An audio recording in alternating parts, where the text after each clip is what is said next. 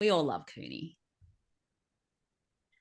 Welcome to Story Chats at Inspire Romance. I'm Elizabeth Madry, and I'm here with my two co-hosts. I'm Narelle Atkins. I'm Valerie Comer, and Cooney is having some catitude this afternoon. She is. But she also blends really nicely in with your sweater. So, that's... Yeah, well, it's not going to take long before there will be no blending because she will be elsewhere. Yeah, she's already eyeing the door. She's like, I'm done. I'm good. Pretty much. All right. Well, today we are talking about CCR Set in Canada because we have finished the United States. And so I figured we might as well hit North America all together and do some Canada. But then I was like, Canada's really big. Maybe we should have split it out by province. But I thought that also might have just been a challenge that was way beyond the purview of what we're trying to do here. So we did not. We did Canada. You get one episode, Canada. I'm sorry. But that means there'll be more room in the comments for the things that we should have talked about but didn't. Absolutely. Yes. Absolutely. All right. So I didn't have any leading questions other than whether you guys agreed that one versus trying to do the provinces was a good plan. And I didn't even ask it as a question. I just handled it. So sorry. Well, does it help to hear me, the Canadian in the midst, say that was a good call? Oh, good. Yes. Because I would have been able to find things for 4 provinces. Okay. I think at least one of those would have been a stretch. Okay. And the rest, there are books in my beloved land, or provinces in my beloved land, where I have not read a single book set there, whether contemporary romance or anything. Okay. Oh, and there goes Coon. Nope. Yep. Very good. Don't like my hands. And when you talk about provinces, I just remembered a book I didn't write down. So there you go. Oh, well, see. Excellent. But I'm certain you'll mention it. That's all good. Excellent. How many provinces are there, Canada? There are 10 and 3 territories. Okay, wow. See, I would not have come up with 10. I think across the top of the United States, but I guess that's not all of them. Those maritime provinces are small and clustered, and I mean, we could have kind of done sections, right? Sure. We could have done the Maritimes, we could have done Quebec, Ontario, the Prairie provinces. Yeah. BC, of course, is by itself because we're awesome, but not so awesome that we have lots of CCR set here that I know of. Okay. Sorry. That's okay. No, it's good. It's good. Would you like? I think I passed my geography. Absolutely. Better than I did. So would you like to go first as the resident Canadian? Ooh, that sounds exciting. Sure. I'm going to start with a debut book that I just read this week. Oh, so hot off the press. Yeah. So hopefully, possibly you guys also saw it because it was first mentioned on the Inspire Romance blog. Did you guys catch that? I don't think I did, actually.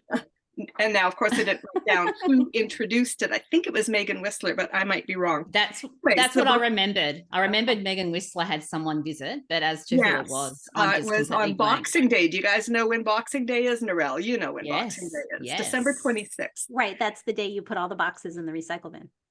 No. Or something. We need to educate you on Boxing Day. I can tell you what Boxing Day means. Boxing Day means the Sydney to Hobart yacht race launches in Sydney at 12 or 1 p.m. The cricket in Melbourne, the Boxing Day test match starts in the morning. Okay. There is a bunch of stuff in Australia. The Boxing Day sales were always bigger than Black Friday. But a lot of stuff happens here. Boxing Day, those 2 words, though, they don't mean cricket matches. No, it goes back to England. It goes back to England when they used to box up the leftovers for the servants. The servants. Yeah. But we have a better definition than there's that. more Amazon boxes on our doorstep. That's all.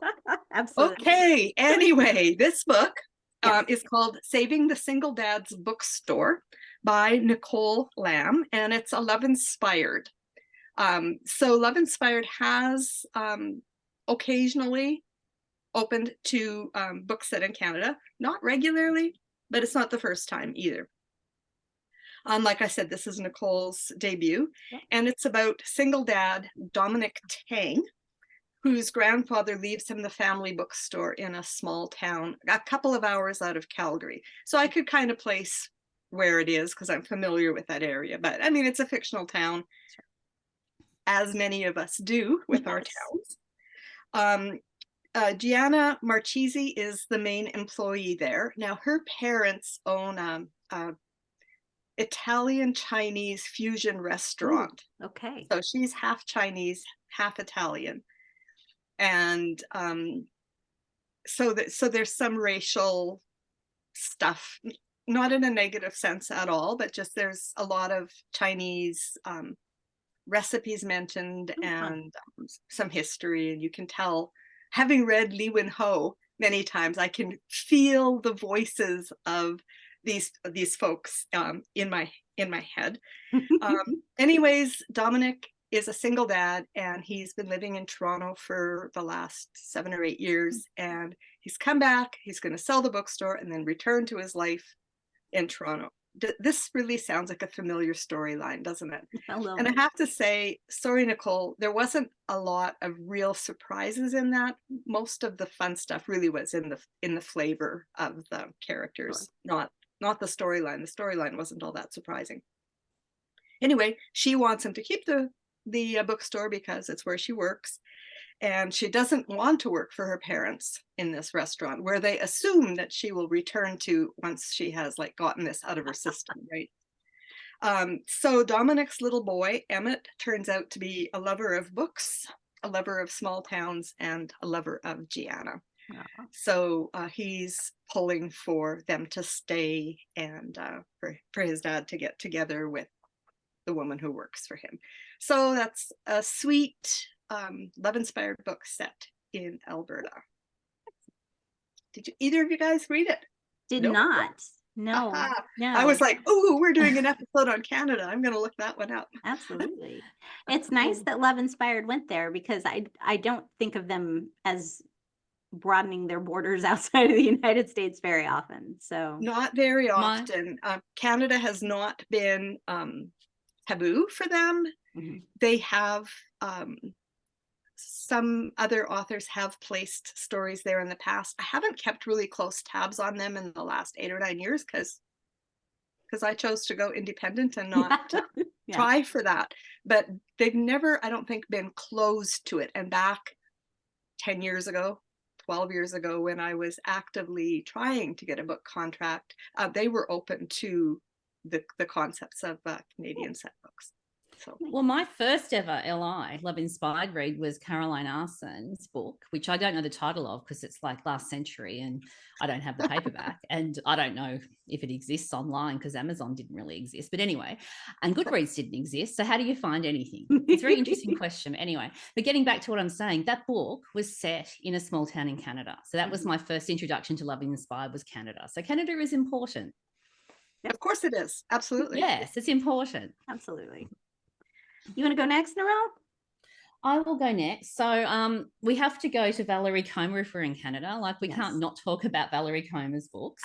And so I'm going to talk about a series I have spoken about so many times and I reread it, and that's the Riverbend romance series, which is novellas. And I probably reread it because they're novellas. And sometimes you just want a nice little comfort read that won't take you that long to do. And she had the book cover up there. Which one is that, Valerie?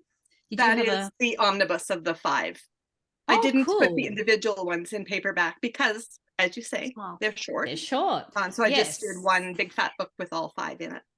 Cool. So for all our listeners on the podcast that aren't seeing the pretty book covers on YouTube, you can actually buy a paperback. And often you can't buy paperback novellas, so that's really cool. So I didn't even write down the episode numbers because there's just too many. And we aren't here to talk about numbers. We're here to talk about books. So that's, as I said, I will go back and reread that series. And so if you've never read it before, go find it because you're missing out. I had that one down as well. Do you have a favorite of them?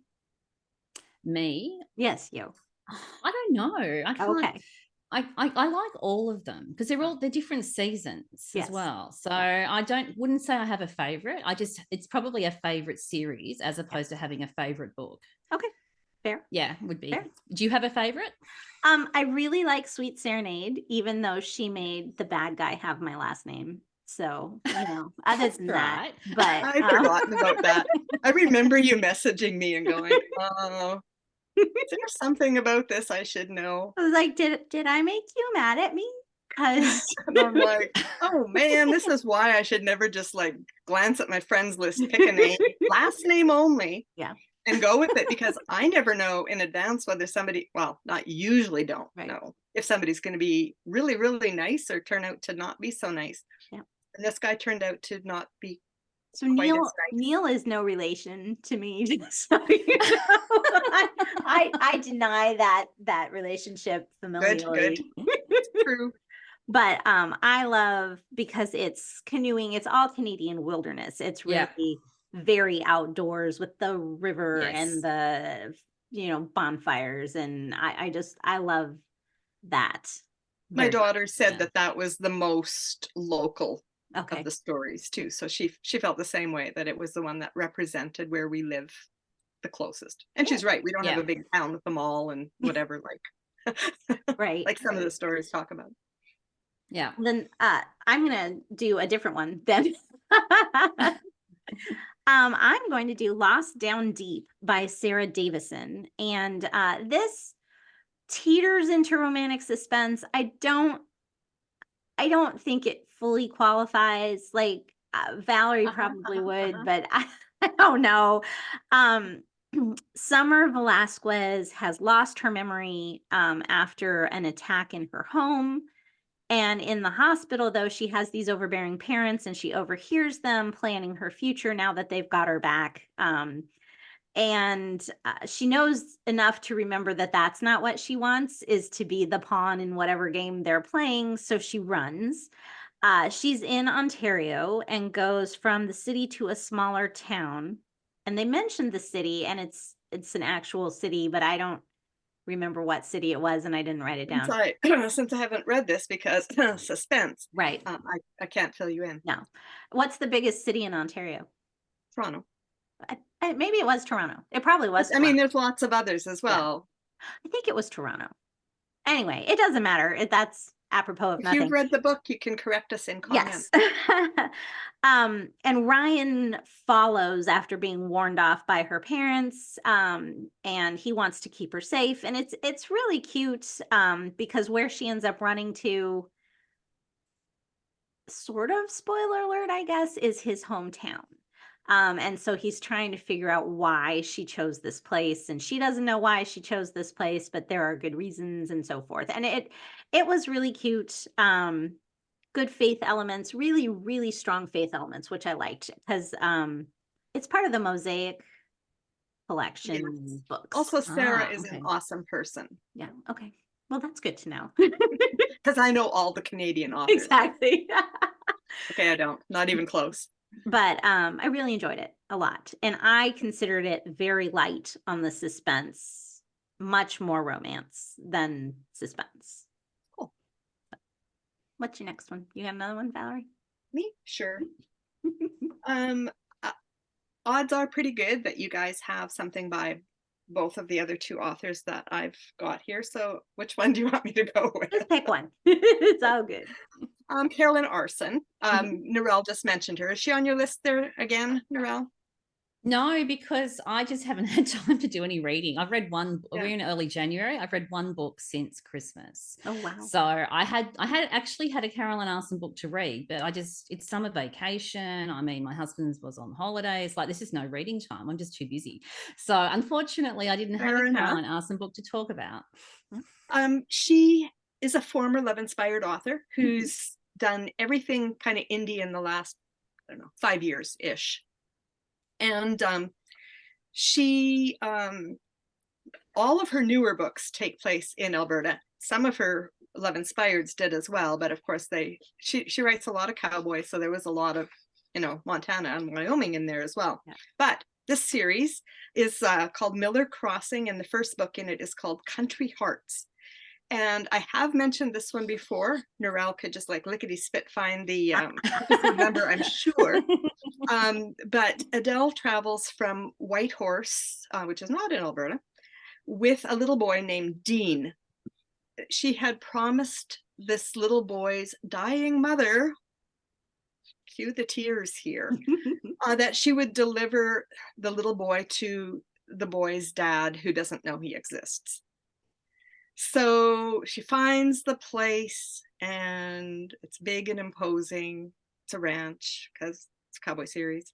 And she knocks on the door, and she's met by a little girl who looks a lot like Dean in a tutu, and she smells something burning. Oh. So where's your mom? She's not here. Where's your dad? He's sleeping. What's that smell? Oops. And she runs into the kitchen and yanks a pan off the stove before it burns the house down, thankfully. And she's like, what kind of a man is sleeping while his kids, who are like 5 years old or 4, I don't know, young, I didn't look back to see their exact age, are like trying to cook for themselves. And obviously there's cereal bowls and stuff, like it's been a while. And Daddy's sleeping on the couch, and she goes in there ready to give him a piece of her mind and finds he's burning up with fever. And so she steps in, feeds the kids, takes care of him. Then there's a snowstorm. Of course, there's a snowstorm. Anyways, and all that's the first chapter. Oh, wow. Right, pretty much. Maybe second chapter. Anyways, so it starts with a bang. And then it is, of course, the story of Adele and Wyatt, the little boy's father, and how that all pans out. So there are more books in this series. This is the first one, and like I said, several of quite a few of Carolyn's books are set in Alberta. Ooh. Yeah. Do you have another one, Narelle? I do. I didn't go into romantic suspense because I could have gone to Darlene Turner, or I could have gone to Sandra Orchard. And then the other thing I didn't do, which is such a blonde thing, is I searched Canada when I was looking up my blog, but of course I didn't search Prince Edward Island. Oh, right. Yeah. Now, I mean, I don't even ask how that happens. The mysteries of my brain are very interesting. So anyway, so there's an author I completely missed of Prince Edward Island, but one of you guys are guaranteed to talk about it. I think I have that one.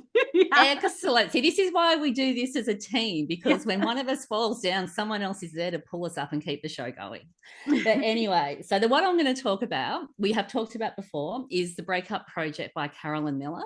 Now, this is actually a good time to be talking about it in January, because the story actually opens on New Year's Eve, and it relates to New Year's Eve resolutions and stuff like that. So it's quite timely at the time we're recording. Now, it's set in Canada, although not all of the original 6 books are in Canada. They sort of move between Canada and the US because they follow now is it NHL, National Hockey League? Yes, which the original 6 teams. There was 2 in Canada and 4 in the US. Way back. Yeah.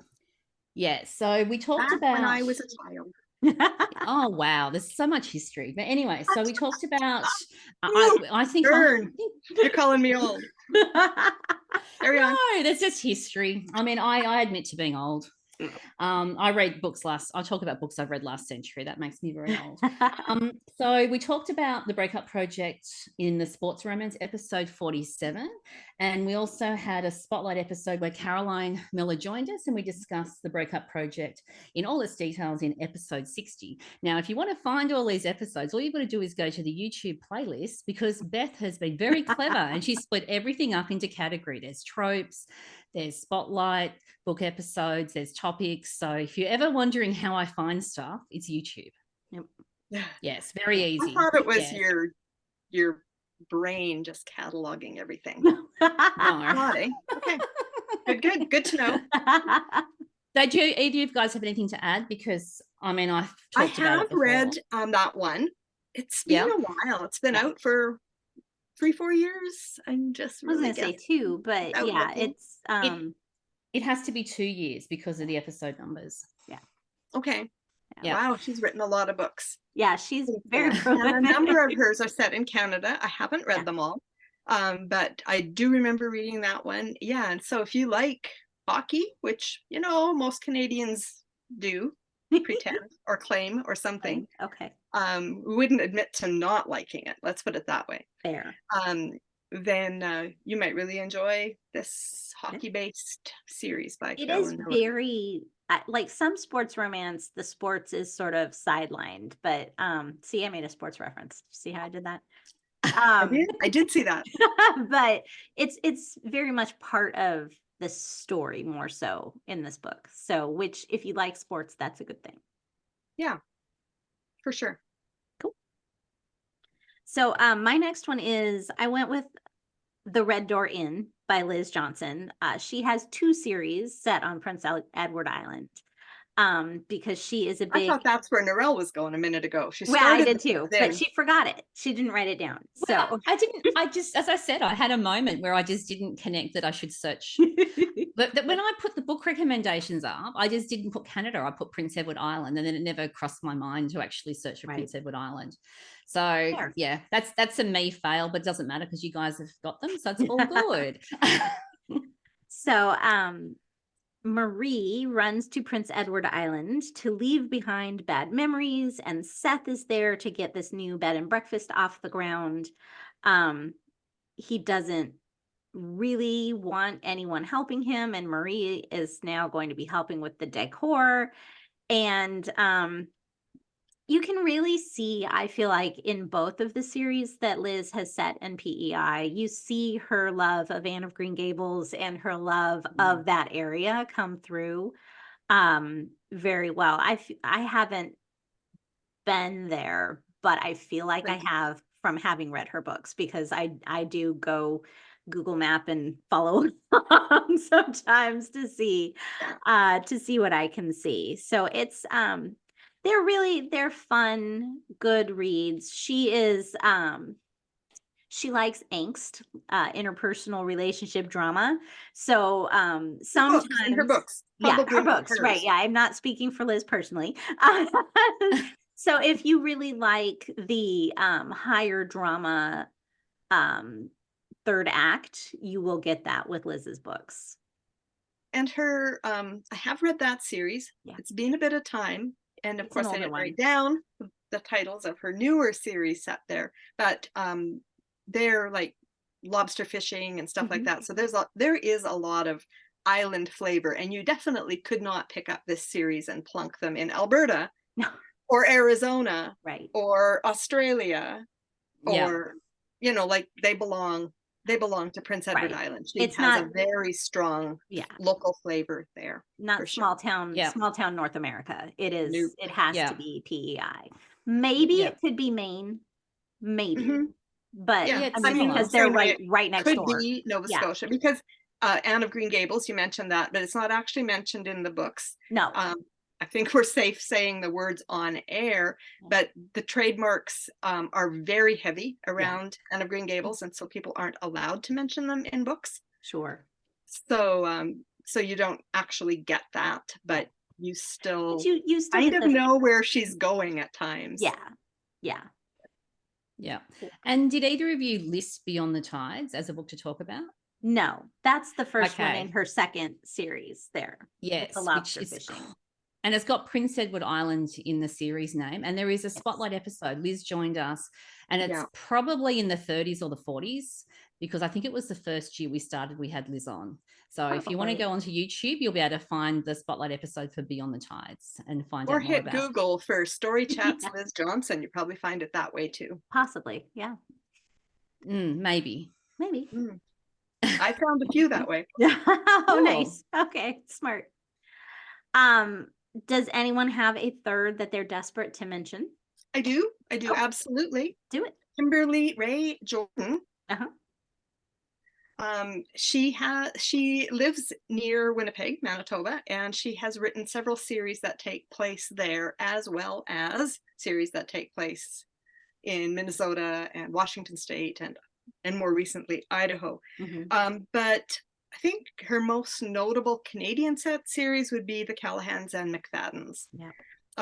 They are a series about a single mom and a single dad who marry and go on to have more kids until they have 10 total between them. So that makes for a robust series as each kid goes through and gets their own stories. So it starts with a change of heart in which Michaela McFadden her stepdad hires Ethan to fill a key role in the family's construction company where Michaela also works. And she's very against anyone outside coming in, but her stepdad's trying to retire.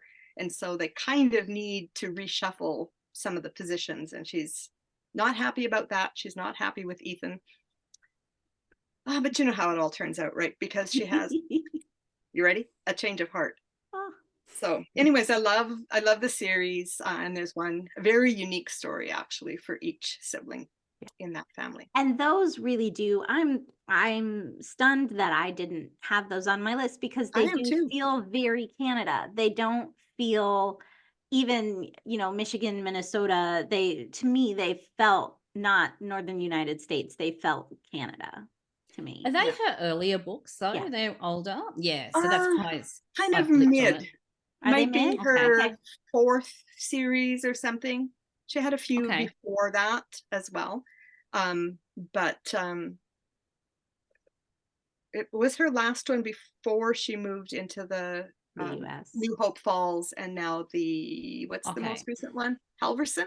Yeah, I think so. Halverson. Yeah. So cool. So she writes a long series, so I didn't look up what year that was released. It's been a few because she's written 10 books in that series and probably 10 in the New Hope Falls one. Was it 10 or I think it was more? I don't know, but lots. So even if she's writing steadily and releasing steadily, it's still going to be a while back that she wrote like 25, 30 books ago. Yeah. She's prolific. She is. Yes. She is. So. Do you have any more, Narelle? I'm done. No? Excellent. And you? Yeah, I'm finished. Yeah, I'm done. All right. No more to squeak in there, Valerie? All right. That was it. Excellent. Well, what did we miss? Let us know in the comments because there are, I'm sure, more in Canada. And you can even, if you have to hit romantic suspense, we won't tell Valerie. It's okay. So thank you so much for joining us on Story Chats. Let us know your thoughts, what we missed in the comments. You can find information about the podcast at inspyromance.com/storychats. And if you are watching on YouTube, don't forget to hit the subscribe and notification bell so you never miss an episode. We will look forward to seeing you again next week. In the meantime, don't forget to fall in love with a good book. Bye. Bye. Bye, everyone.